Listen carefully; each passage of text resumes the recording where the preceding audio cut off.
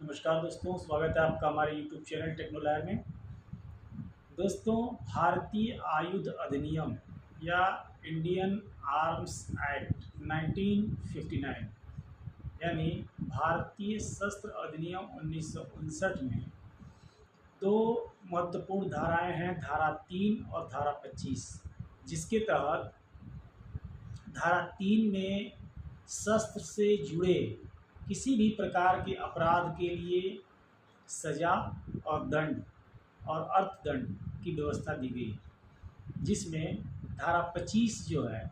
वो शस्त्रों से जुड़े तमाम अपराधों के बारे में प्रावधान करता है। जिसमें पहला ये है कि यदि कोई शस्त्र को, चाहे लाइसेंसी हो या गैर लाइसेंसी, यानी वैध हो या अवैध, किसी भी प्रकार के शस्त्र को यदि उतावलेपन से या गैर जिम्मेदाराना तरीके से संचालित करता है, जिससे किसी को क्षति कारित होने की संभावना बनती है, या शादी विवाह, किसी मांगलिक कार्य में या किसी फंक्शन पे या किसी गैदरिंग वाली जगह पे अगर उसका प्रयोग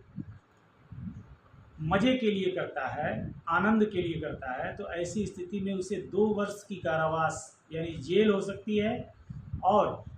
1 लाख रुपए तक का अर्थदंड भी लगाया जा सकता है। दूसरा है अवैध असलहों का संचलन, परिचालन या उनका खरीद फरोख्त करना, गोला बारूद की खरीद फरोख्त करना, एक्सप्लोजिव्स को खरीदना बेचना या किसी को दे करके उससे व्यापार करवाना। मतलब शस्त्र का अगर आप अवैध तरीके से व्यापार करते हैं तो ऐसी स्थिति में आपको 7 वर्ष की जेल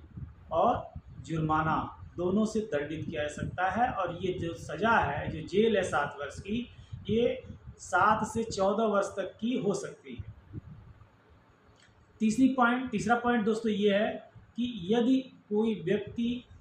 भारत में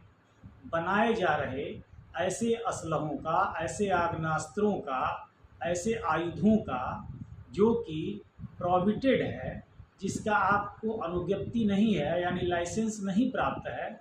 ऐसे वस्तुओं का, ऐसे आग्नेयास्त्रों का, ऐसे हथियारों का यदि आप भारत में आयात करते हैं या भारत से निर्यात करते हैं जो कि पूर्णतः अवैध है, तो ऐसी दशा में आपको कम से कम 7 वर्ष और अधिकतम आजीवन कारावास यानी आजीवन कारावास तक की सज़ा हो सकती है और अर्थदंड से दंडित किया जा सकता है।